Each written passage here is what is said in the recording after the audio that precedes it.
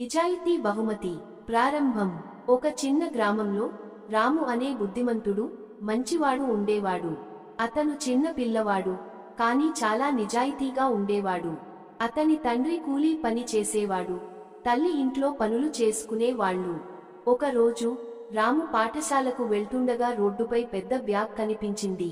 అది ఎవరిదో అని చూసి లోపల విప్పి చూస్తే అందులో చాలా డబ్బు ఉంది. ఇది నా డబ్బు కాదు, ఎవరో పోగొట్టుకున్నారేమో అని రాము తనలో అనుకున్నాడు. అతను ఆ బ్యాగ్ను దగ్గరలోని పోలీస్ స్టేషన్కు తీసుకెళ్లాడు. సార్, ఈ బ్యాగ్ ఎవరిదో తెలియదు, కానీ ఇందులో చాలా డబ్బు ఉంది. దయచేసి అసలైన యజమానికి తిరిగి ఇచ్చేయండి అని చెప్పాడు. పోలీసులు ఆ బ్యాగ్లో ఉన్న గుర్తింపు కార్డులను చూసి అసలైన యజమానిని కనుగొన్నారు. అతను ఒక వ్యాపారి, రాజేష్ గారు. రాజేష్ గారు పోలీస్ స్టేషన్కు వచ్చి, నా డబ్బు తిరిగి వచ్చినందుకు చాలా సంతోషంగా ఉంది. నువ్వు చాలా మంచి పిల్లవాడివి, రాము. నీ నిజాయితీ నన్ను చాలా ఆశ్చర్యపరిచింది అని చెప్పాడు.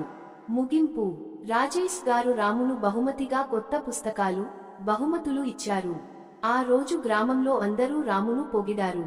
నైతికం. నిజాయితీ గొప్ప లక్షణం. మంచి మనసు ఉన్న వారికి ఎప్పుడూ మంచి జరుగుతుంది.